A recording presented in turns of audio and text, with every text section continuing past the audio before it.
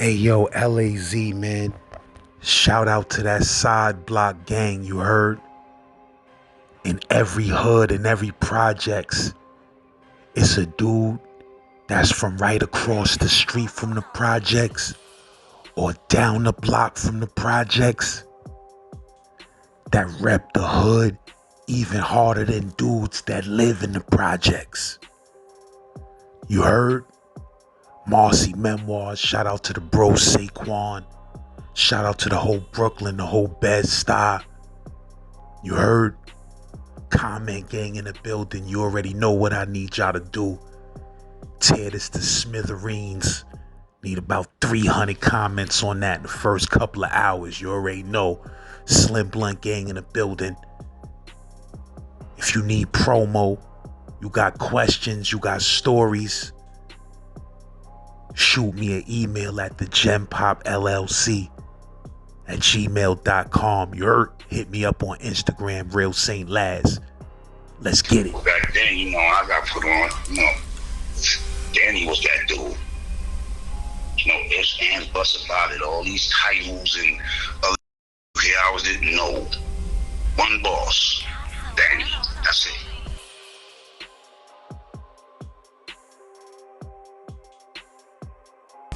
People use these platforms and they come up here and glorify some shit, or they wanna, rekindle some shit, or rekindle where they left off at for the new schoolers or whatever the case may be, man. That shit be so corny to me. You ain't really getting nothing accomplished. You ain't relevant now. Like some of these niggas, these OGs, you come up here and they get on these platforms and act like fucking buffoons to me. They doing some other shit, and I don't want to come across like that. I don't want to be in the same boat with that shit. How you gonna call yourself an OG and you leading these young niggas out here straight? Either you leading them to the fucking grave or you leading them to a fucking jail cell. That ain't what an OG's about. We already escaped the trenches. We supposed to be showing them how to crawl about the trenches, not further entrapping them. That's a fact. So, a lot of these I look at, and, some of the hosts and everything else, they glorify a lot of shit. Or they'll take their personal, little personal friends that might not be this or that in this area, and they'll hype them up. I don't be with that shit neither. It is what it is. If you was a goon out there, you was a goon. If you was a thug, you was a thug. If you was a bitch, man, nigga, stay in your place. This is not the platform for you. Everybody got a story, right? Well, the whole thing is this. Sometimes niggas don't understand. When you telling your story, if it interact with somebody else's, you just need to just speak the truth. A lot of these niggas don't do that. And now we have, other shit. You was born across the street from Marcy, or y'all moved there? Nah. Initially, I was born in Harlem Hospital. But my mom's, we lived further down on Willoughby, closer to the Bushwick section, across the J line back then. So we lived in the house. My earliest memories was me in the house. So, it was a situation that transpired with, the man that I ended up thinking was my pops, you know what I'm saying? But, he was my pops. You know what I'm saying? I always thought he was my pops until I got older and I realized he wasn't. But me and my brother, we was always in the house. So when, the shit went wrong with them, next thing I know, we in this crib, fucking big ass project. I had never seen a project in my life until then. I'm saying, and shit. It was fascinating for me growing up there. Seeing that shit, you looking out this window, you seeing all the kids playing, but never really understand why I couldn't go outside, couldn't go over there. Yeah, but I've been down there. My mom's lived across the street. We've been down there shit longer than probably 3/4 of that projects. Because a lot of motherfuckers can't even remember when Kentucky, you tell them Kentucky Fried Chicken was on the corner of Flush and Marcy, they look at you like you're fucking crazy. Like, no, what? That's meatball. Niggas don't stop talking to me. I'm not even arguing with you about this shit. And then at the same token, Marcy is funny, man. That shit was fascinating. Niggas get up here and they forget other niggas and everything. I don't know how you can tell certain stories and leave out the wolves, or it'd be a lot of fabrication going on. Marcy was wild. That shit always been wicked and wild to me. When I was a kid, I didn't understand it better till I got a little bit older and seen the dynamics of that shit down there. Marcy is something different. You'll get swallowed up whole fucking around down there. It came a time when Nostrand Avenue was just totally different, off limits. Like niggas, even in the projects, wasn't going down on Nostrand Avenue.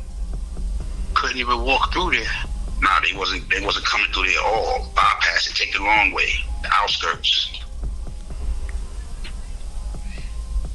So when I got down there, at first, like I said, nigga was shunned down there. I got the Puerto Ricans down there, the Bartlett boys down there kicking my ass because they think I'm from Marcy. Marcy nigga. Then you got fucking Marcy niggas kicking my ass because I live across the street, and my mom saying she kept me and my brother clean, but we just ain't had name brand clothing like some of the others had.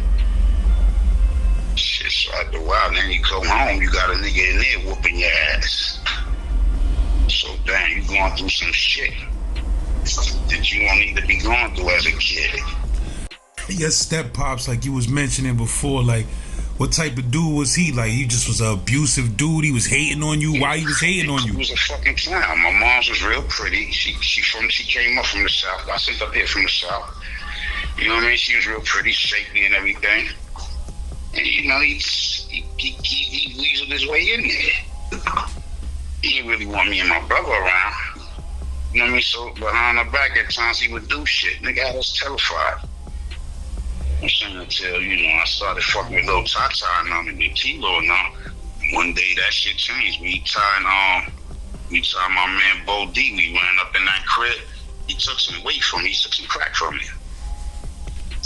And it was like, yo, either you go get that shit and handle it, or I'ma handle it. Niggas ain't trying to tell Danny, you ain't got his guap. Your step pops took some crack?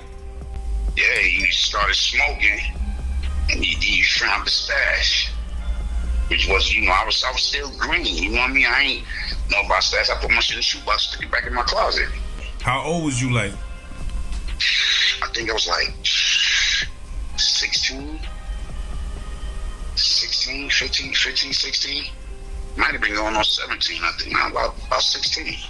And you said that was Danny Diamond's work? Yeah, that was Danny shit.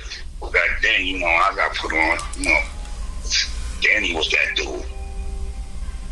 Ifs, ands, buts about it. All these titles and other shit that you hear, I didn't know. One boss, Danny, that's it. Wasn't no titles and labels and all that. Some niggas had higher positions than others. You know what I mean? You know how that shit works. You got the foot soldiers, then you got other motherfuckers that do this and do that. We got older niggas over us. And see, why I feel the reason why a nigga can't tell me shit, especially about that project, because, I went to war for that shit. We was young kids going to war with fucking Jamaicans over that fucking project. Facts. We was young kids.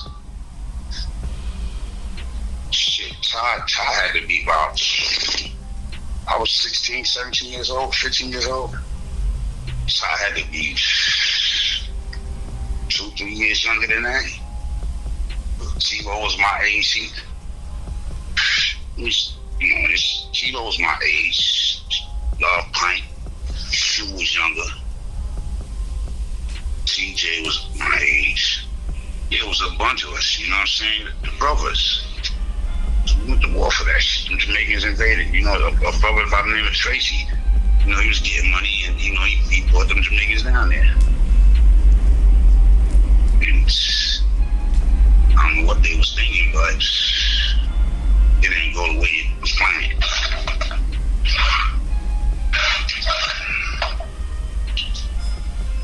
See, a lot of that Marcy shit, man. I don't know, man. I can't really say what I want to say. You know what I'm saying? Because it's a lot with that shit. It's a lot. I don't have no problems with saying nothing about nobody. Last time you was telling me you was dropping a lot of deep shit. You was like, dudes pushed you into that type of lifestyle. Like you wasn't even like that at first. Nah, I wasn't. That's what fucking around with that project down there, it'll make you into an animal. You don't have no choice. You know what I'm saying? Especially if you was a motherfucker like me that got bullied at first. See, what people don't understand, when I started fucking with niggas, it was niggas that had already did some shit to me. You gotta do something for me to do something to me to get a reaction out of me. And after a while, you know, motherfucker get tired of that shit. Like you can't catch a break nowhere. You're getting your ass kicked every which way. You see your brother get his ass kicked or whatever. You can't, man, fuck all that. I went to juvenile and shit changed. Not the wrestling with them big lumberjack ass white boys up in there and they throwing you in all type of wrestling holes. You doing all type of shit in DFY and everything. You know what I'm saying? You said, fuck. Come home, you definitely ain't taking a nigga shit. What you caught a juvenile case for? I was fucking around with Huck. Me and Huck was in Midtown. Snatching diamonds. Fucking around Huck. Huck snatched me on the store. We get in the store. I forgot Huck was doing something in the front. I went all the way to the back of the store to get something. But it was commotion going on in the front. I didn't know at the time Huck spit in the man's face. So the man seen us came in together. Huck dipped up out the store, and as he got out the store, he snatched the diamond. I seen when he got the diamond, so now I'm trying to get to the front of the store to get the fuck out the store. The man jumps all up in my face, so, you know, back then I was shaking like I came home from juvenile the first time. And this little Grand Wyndham shit, you know, my body had filled out. I got the body of a grown-ass man, but I'm still a young boy. Whoop this nigga ass up in here. Caught a fucking case. I mean, Huck kept it 100, though. That's one of the first niggas that really kept it 100 with me. I came home with my own passes and shit. He made sure nigga went back up there right. What was the turning point where you got tired of niggas trying to violate? Like what you mean? Marcy niggas was violating the most? Yeah, the most at one point. I came home from juvenile, right? I was with my man Joe Bang one day. This was the turning point. I was with my man Joe Bang one day.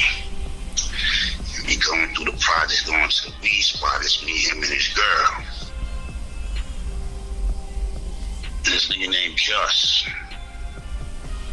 We walking past him, you know. And he gave Bang a pound, spoke to Bang girl. So I had my hand outstretched to give him a pound and shit. And the nigga just, I don't know what the fuck possessed him to do that. I never had no problem with the dude. Nigga poked me in my face, was like, Bang, what you doing with this pussy nigga right here? Mind you, I'm fresh from juvie. I got a whole new attitude than it was when I left this motherfucker. I'm not that quiet little nigga from across the street no more.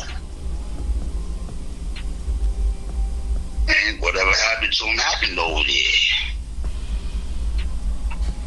Then you know when I you know, fast forward to when I'm meeting knowledge, you know, I was always doing shit now with T-Lo, and now we going to USA and shit like that, skating and all type of other shit.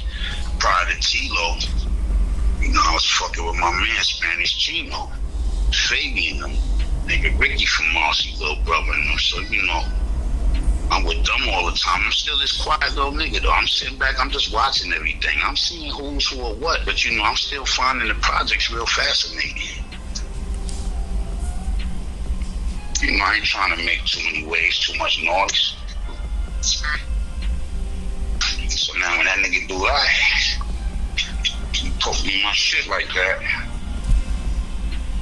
Man, fuck all this shit. And he went the way it went. And fucking around, it's like each level, it seemed like I was going through different levels of shit. Cause niggas was teaching me different shit. It was like once I got with niggas' knowledge and from some of the niggas embraced me up there, and I seen what how niggas was moving around. That was more of my speed. And them niggas actually showed me way more love than some of the niggas I grew up with that I was showing love to. Cause it seemed like once T-Lo died, When Tilo died, Tilo was pretty much the glue that held the seams together for the brothers. Once he went on the run, that shit was a wrap. That shit was a wrap. Yeah, you was telling me before, you was like, Tilo, Tata, and the moms was kept it super official. Beautiful soul. You know, and that's why I feel like I'm kind of indebted to that family. What a lot of people ain't know. You know what I'm saying? When my mom's put me out for this nigga, because we wore his ass thing. You know, there was times where Miss Arlene would let me come in and wash my ass, or she would wash my clothes, so I have a clean set of clothes. And she did this shit without her kids really knowing about it, because she didn't want me to get teased. She seen I got teased a couple of times and shit like that. So she didn't want that, and I respected her so much just off of that mother's love and shit, because I couldn't understand, wrap my hands around why my mom slipped on me. So I always loved my mother, that's without a doubt. I don't give a fuck what she did or what she was doing. Always been grateful. A lot of motherfuckers be disrespecting their moms and all type of shit. I don't give a fuck if your moms do drugs or whatever the case may be. Just be grateful, my nigga. You didn't have to be here. She could have swallowed you. She could have flushed you down the toilet. Anything. Be grateful for the point that she got you to. That's me. I'm grateful for everything my moms did for me up until the point where she flipped. And even then, that shit just made me love my moms even more. I knew that shit wasn't her. It was the nigga. No good nigga she was with. You said it was a point in time where you ain't had nowhere to go and you was homeless? Yeah, I was pretty much homeless. I was a teenager. You know, I'm a young kid. My mom's put me out the crib. I don't know my family. You know what I'm saying? It ain't like, you know, my mans and them could let me stay at their crib like that. You know what I'm saying? They mom shit. They probably be on the verge of getting kicked out. You know, but Big Weebo from Sumner, I was living with him. His moms let me stay there. But he went to his mom's one day, told his mom, she was like, yeah, tell Smoke come in the crib.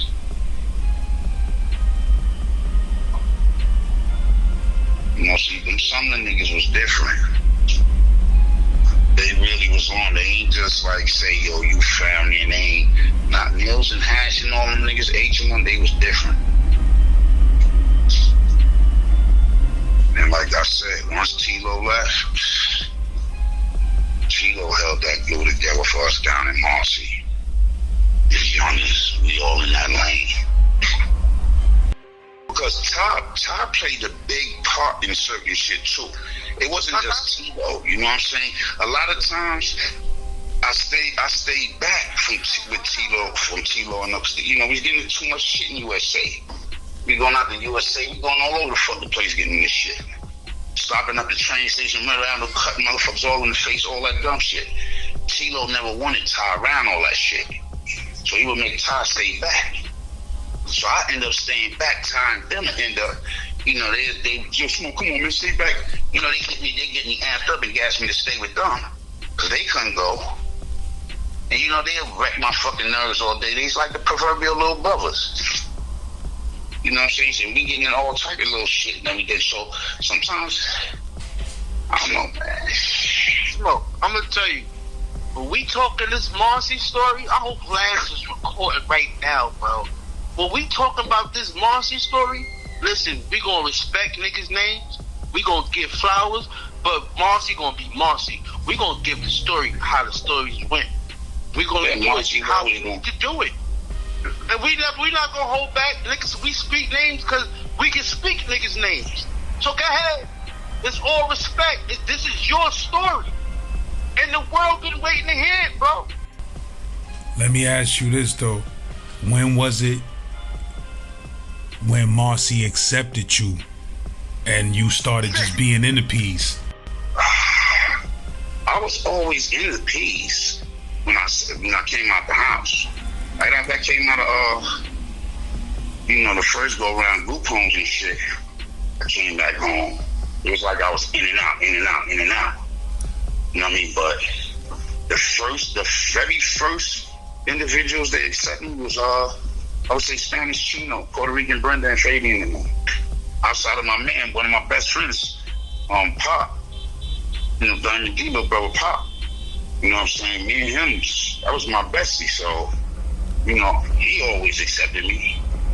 He would always say, I would tell him the same thing, yo, Pop, man. When I get older, man, I'm telling you, man, watch, get even with these niggas. He should tell me that shit all the time. I still had some childhood friends that wasn't on that bullshit with me like that. What was dudes doing though? Like dudes was always trying to run up on you and tell you can't be in the P's or try to rob you or something like that? Nah, just do little stupid shit. Motherfucker be at the fucking Skelly court playing Skelly. You want this punk nigga to make himself feel good. You want to do some shit. You want to make me the butt of jokes and shit and tease a nigga, fuck with a nigga, want to try to choke a nigga out. Dumb shit. We didn't have that violent shit in us. And then, my brother, he was real shy as a youngin', you know what I'm saying? So, like, that shit was crazy. I gotta get caught. If niggas is chasing us, I get caught so my little brother can get away so he won't get beat up. I'll take the ass whooping.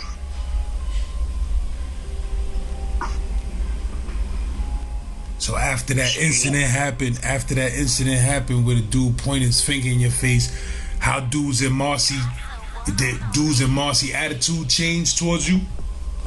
Well, not so much. You know what I'm saying? It was, his mans and them ran up on me the next day, act like they was gonna jump me. You know what I mean? I was just like, yeah, whatever.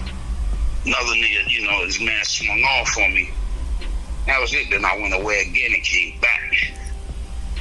That shit was a wrap. And now my attitude is entirely different. I've been up in the mountains wrestling and tussling with the fucking hillbillies and lumberjack ass motherfuckers on top of other niggas. Man, fuck all that. This nigga named Sweeper from Sweet, Harlem. And it was in Spofford together. I'm saying we got cool. I don't remember if me and Sweet had a fight or we just naturally got cool. But it got cool, and I learned a lot from that nigga. That was, back then, you used to push a pencil board nigga face or some shit like that. He was like, yo, fuck that. Don't let nobody bully you. Crazy. I was like, oh, shit. And it was a wrap. It was easier for me to do something to other niggas that I didn't know, opposed to dudes that I was seeing every day. But then that shit became like, yo, a thing of the past, like, yo, fuck all that. If you violate me, this is what's gonna happen. This is what you expect. Because for real, you can't be nice, you can't use diplomacy. Like a lot of shit these young boys go through, I done went through that shit. I can relate to that shit, man, that pain. That shit right there. Not just pain from outside, pain that comes from in the household. So I ain't never exploiting no little young nigga. Even back then, as a kid, still trying to be accepted by Marcy or whatever. You know what I'm saying? It was a little dude named Sonny Bono. Now, Sonny younger than me. But me and Sonny used to go out on missions. I could have took advantage. I'm older, I'm bigger. Nah, we split everything down the fucking middle. Everything. If it was a penny left over, fuck it. We tossing that shit in the street. Either one of us would get it. I just never believed in that shit, exploiting your young niggas and all that shit. And a lot of times that's what these older niggas do. They'll try to do. So now I'm in there, so now I move on and start fucking with Tito and Mom. It was like each level was a little bit different. So actually I was hanging with this dude, Bo D. Being around him, brought me to Tilo. It was totally different with Tilo too. Tilo used to be like, yo, fuck that. Put a nigga on his ass. You too big and you hit too fucking hard for that. Put a nigga on his ass. And I was like, okay, once I got a little confidence from him a little bit, because I was scared to get jumped. I had already boxed in DFY. He was teaching us that shit in the DFY facility I was in. So it's like I almost couldn't wait to let loose on the motherfucker.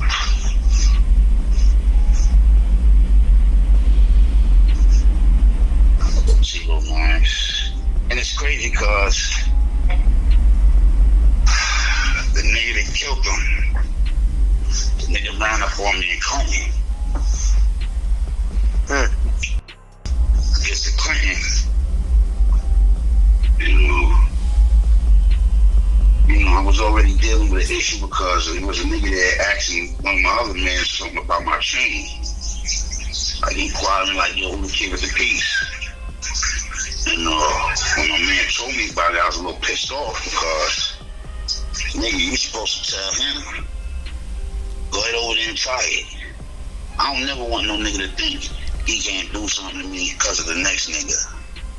Nah, you ain't gonna do nothing to me because you know I'm gonna bring that shit to your ass. Ain't gonna be no easy win. That's why. So I got mad at my man for the shit. So when I come out to the yard, I'm already a little pissed, but I'm just coming out to the yard. And he either approached me or he sent somebody to tell me he wanted to holler at me. So in Clinton, when you go up on that hill, it usually go down on that up on that hill. So we go up on the hill, and I was faced with the hardest shit that I ever was faced with, man, because I've always protected my friends. You know what I'm saying? I've always been like real protective and loyal to my friends. So it was like the nigga, he told me, yo, I heard you and Love was supposed to be coming for me. Now, mind you, me and the nigga had already had an issue one time over one of my little man's Bumsy when we was all in the flow building. So I'm thinking it's about that shit. So I'm like, look, man, by then, I got a 2 to 4 nonviolent drug beef. I ain't had no tickets, no nothing. You know what I'm saying? I'm trying to hurry up and get home to my baby. She was just born while I'm there in Clinton. And you know how that shit go. Baby moms acting stupid and everything. And I'm like, man, okay, cool. Let me try to get me KSAT or something so I can get the fuck back here, get back to the streets. So I ain't cut nobody, I ain't stabbed nobody the whole time. I'm talking about from the island all the way up north. Like this time I was really behaving myself. This nigga tell me, I killed T-Lo. I'm like, what? All this time, I was thinking it was told to me that I killed T-Lo. You know what I'm saying? So, this is what I mean about my friends. I always felt like I was more loyal. Now that I'm older, I realize I was more loyal to some of my friends down there than they were to me. Same with me, too. Same shit. When I do the bids, there's no letters. I see other niggas get letters, pictures, all type of shit, visits. There's no one that's been, only maybe about 2 or 3 niggas that's done that for me from that projects. And it was niggas that I didn't even expect to do that type of shit. Niggas I done bust my gun for, all type of shit, ain't do that. So now I'm starting to go into my own. I'm just seeing other shit and how it's supposed to be amongst friends. So now he telling me this shit. And when he said it, it's like, damn, what the fuck? He went into the story, he told me the story, how the shit happened. You know what I'm saying? And I'm like, it was crazy because I had to make a choice. It wasn't the fact that I was scared to get it on with this nigga because I wasn't even thinking about this nigga. Me and the nigga had already had an issue in the full building, and T-Lo made me stand down. You know what I'm saying? So it was just like, okay, you want to go gun to gun, that's not a problem. However, I'm on my own personal journey right now. I'm trying to get home with my daughter. Period. So you heard it, I was going to do this and do that. Man, you ain't got no issues for me, man. And I had to swallow that shit for me, and that shit rubbed me wrong, man. That shit rubbed me wrong. But it was kind of sort of like, who am I loyal to? Am I loyal to my nigga who's deceased? Or do I be showing more loyalty to my daughter who's just coming into this world?